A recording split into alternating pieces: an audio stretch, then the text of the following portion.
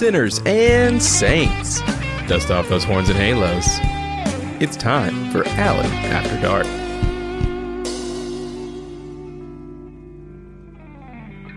Sinners and saints, I gotta tell you, I am in the mood for some sinning tonight. I want to be down and dirty.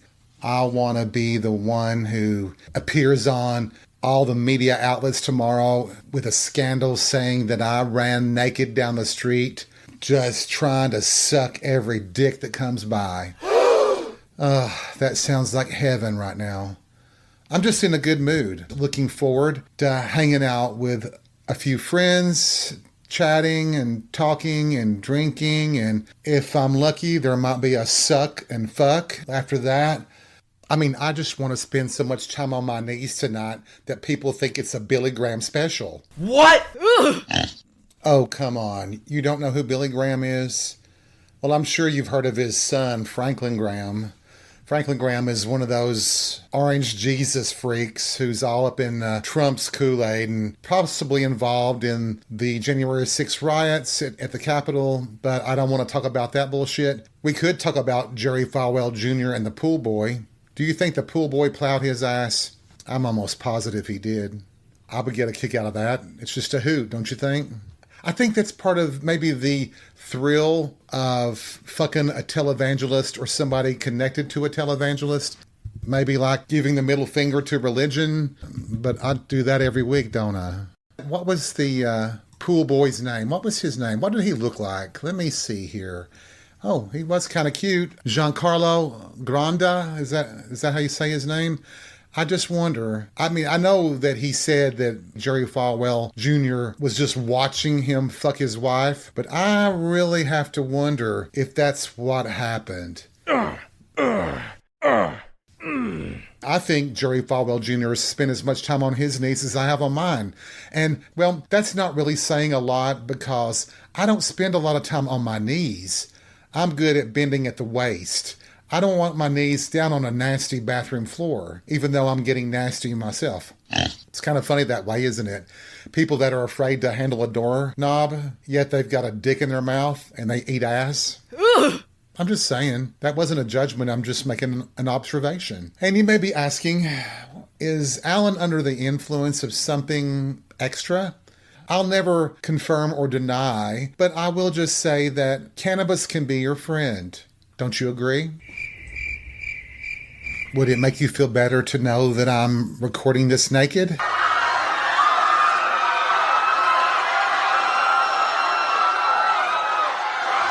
Okay, I get it. I'll put some clothes on, Jesus.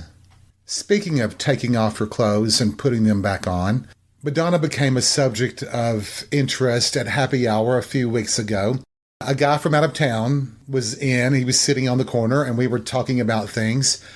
And Lady Gaga's song, Born This Way, came on. And I just made the comment that it sounded so much like Express Yourself that Madonna should have gotten writing credits for it. And he just went off the handle. He was just furious. He just felt like no one could hold a candle to Lady Gaga and that Madonna was a has-been, a nobody now, that she didn't even have relevance. And I was just laughing. And he was like, what is so funny about that? And I'm like, you think Madonna gives a damn what you think about her? She is the queen. She always will be. She did more, especially for gay rights, at a time when it was dangerous to support gay rights, than anybody that I can think of. Outside of like Elizabeth Taylor and her support of men with HIV, her goal working with AMFAR and trying to find a cure for the virus, for the disease.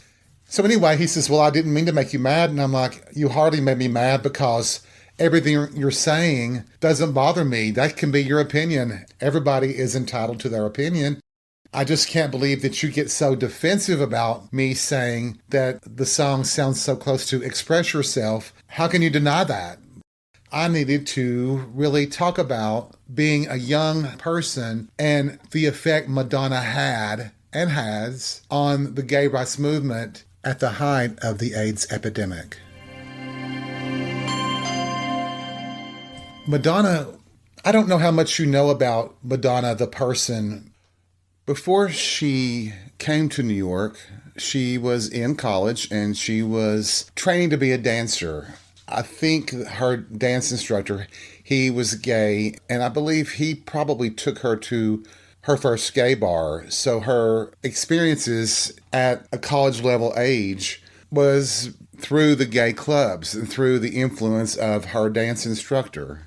When she moved, she was very young. She was, I think, 20, maybe even 19 when she moved to New York from Bay City, Michigan. And she came with like $30 in her pocket. She was in a cab and the driver asked her where to drop her off. And she said, "Drop me off in the middle of everything." And he dropped her off at Times Square. I think that was just love at first experience for Madonna. I think the city was so vibrant and large and exciting that she just flourished there eventually.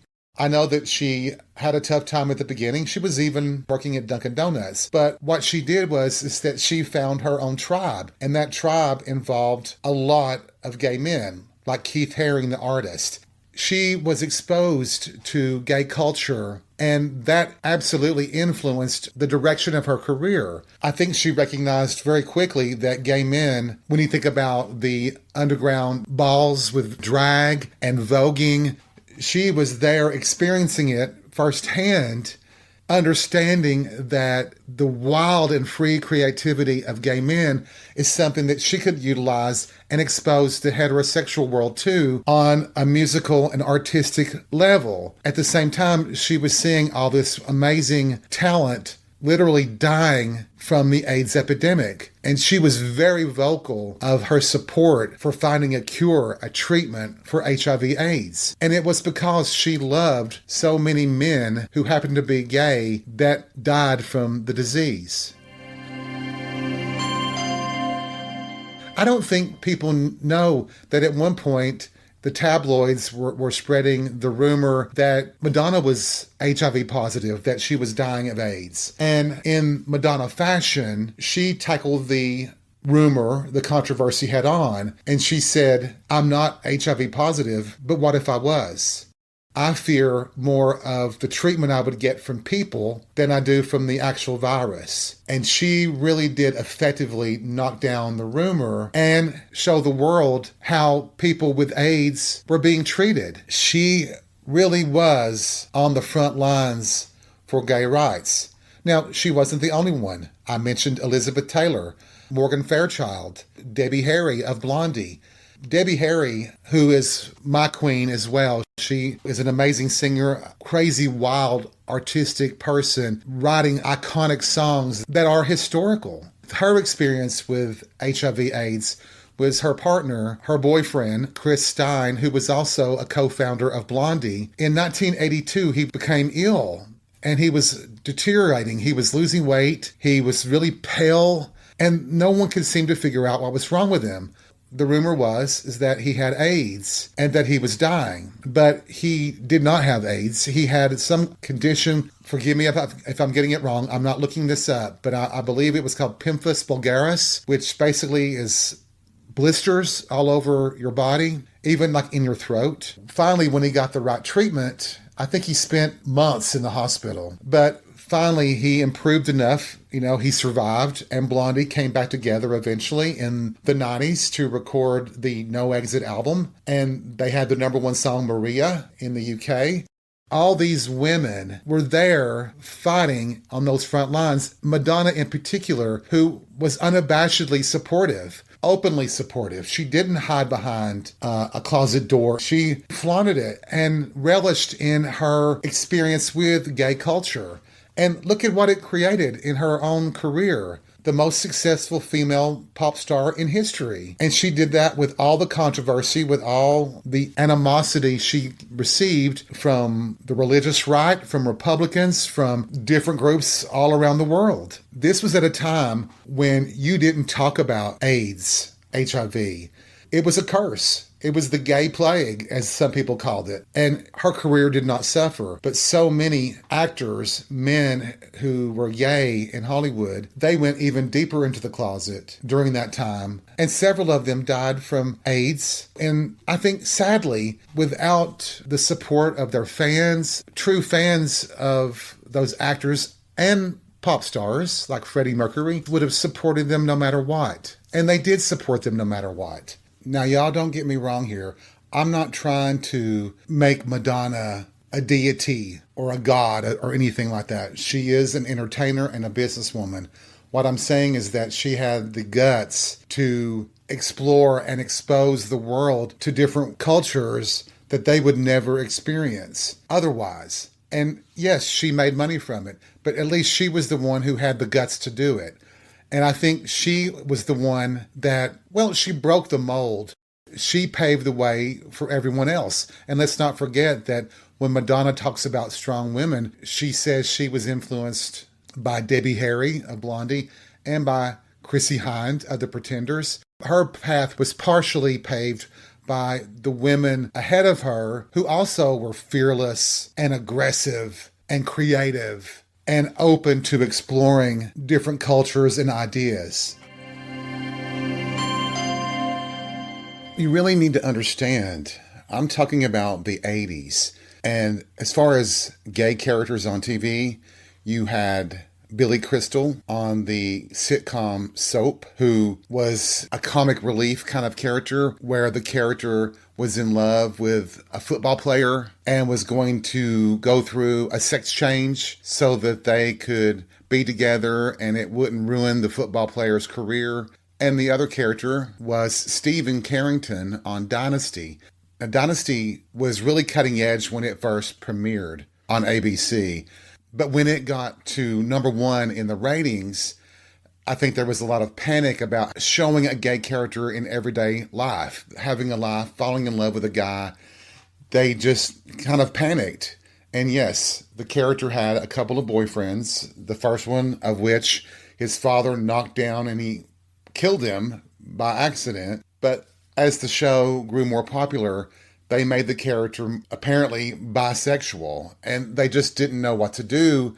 And the original actor was frustrated, and so he left the show, and they replaced him with Jack Coleman, who seemed to be the most homophobic actor in the history of mankind.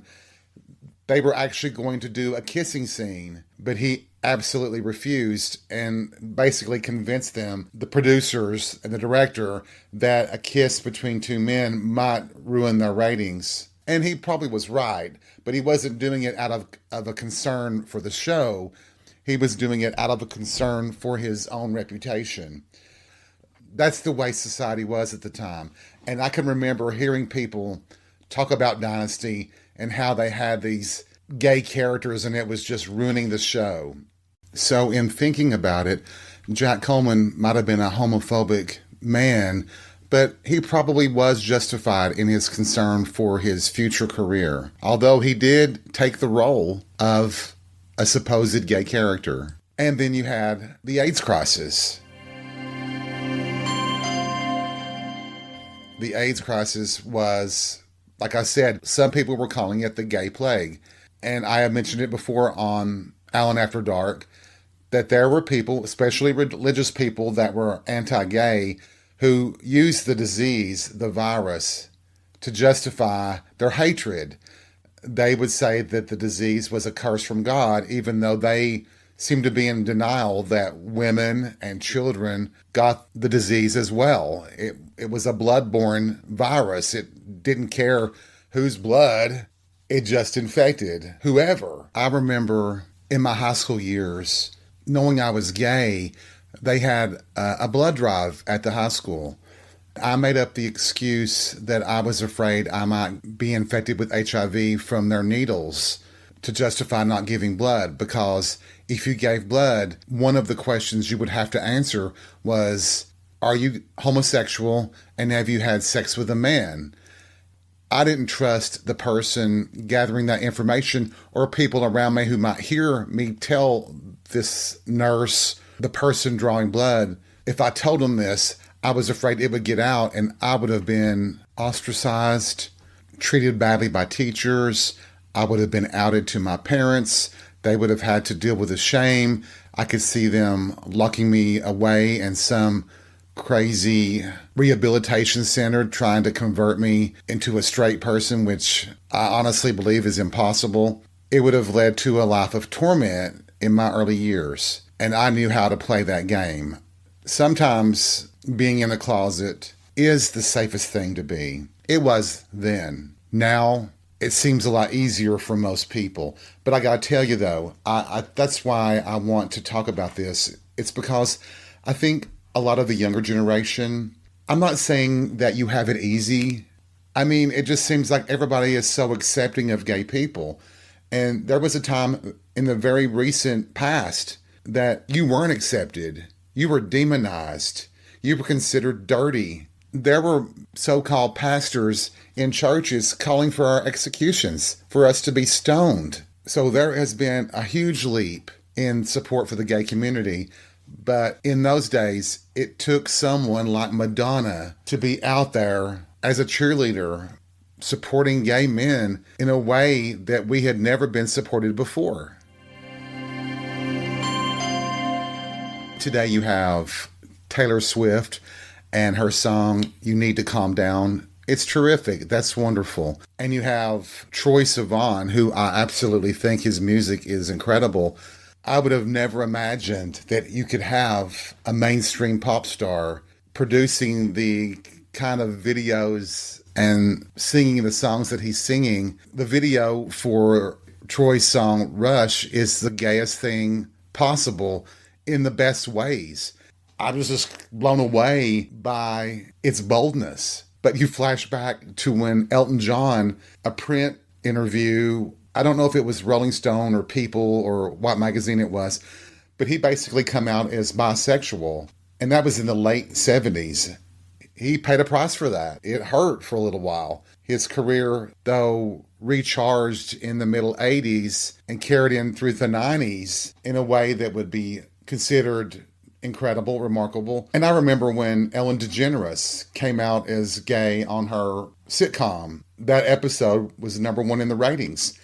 She had no advertisers. ABC had to place advertisements in the show because no advertisers would touch it. But as you all know, or may not know, the show was canceled not too long after that. The coming out destroyed the show. But she had a second shot at success with her talk show.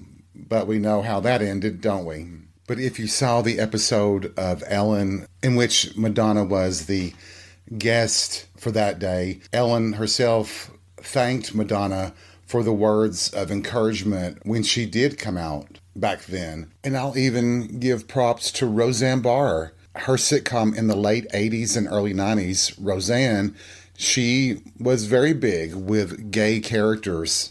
Sandra Bernhardt was a recurring character on the show, and they openly discussed gay issues. It's just unfortunate that Roseanne seems to have lost all of her marbles, all the stuffing out of her mattress.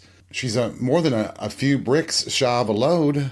What happened to her? For God's sakes, was she taking some kind of fucked up medicine or something to fuck up her brain? At least if we knew that she was on some kind of drugs, we could maybe understand why she's gone stupid. She's a full-on QAnon, right? But back then, she was a defender and supporter of gay rights.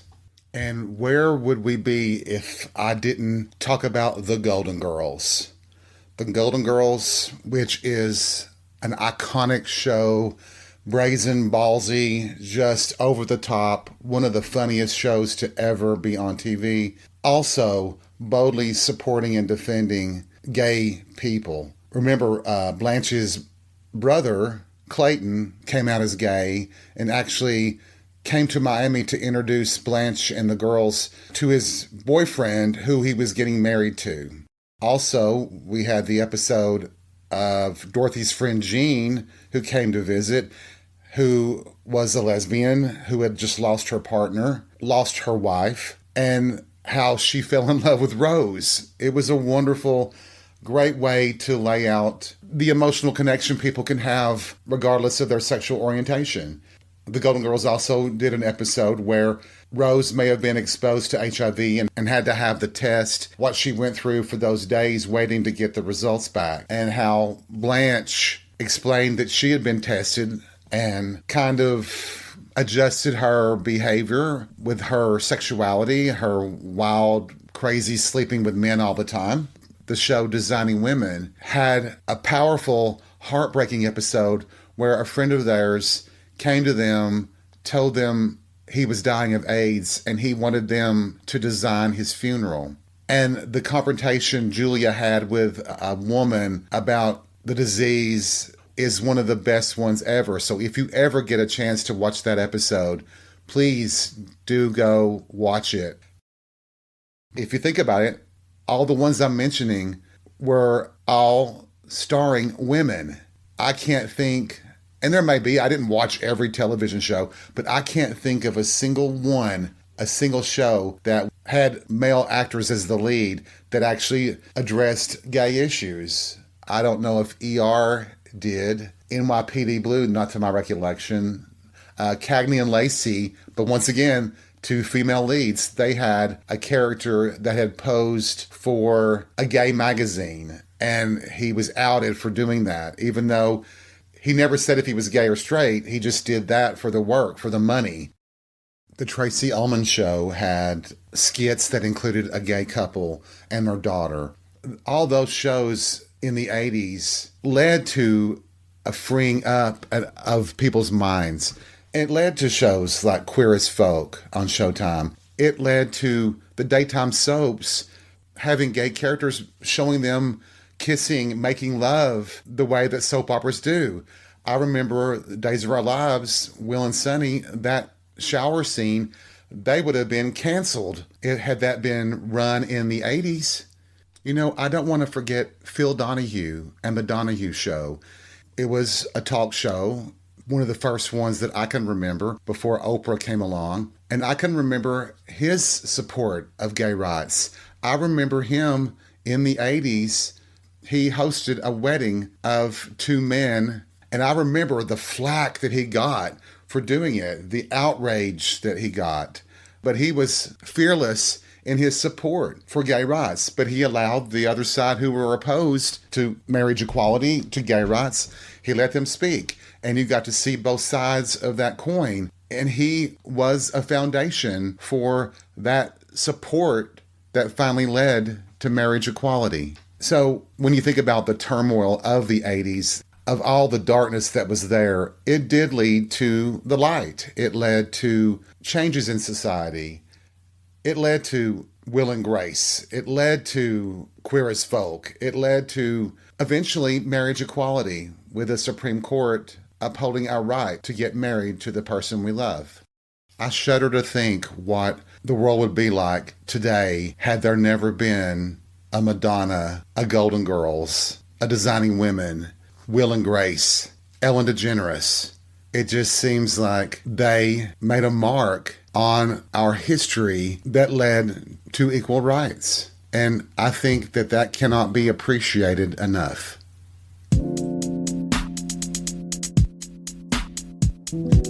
Thank you for joining me for this episode of Alan After Dark. I hope you had fun. I hope you've been entertained. Remember, take life by the balls and be real. We'll see you soon.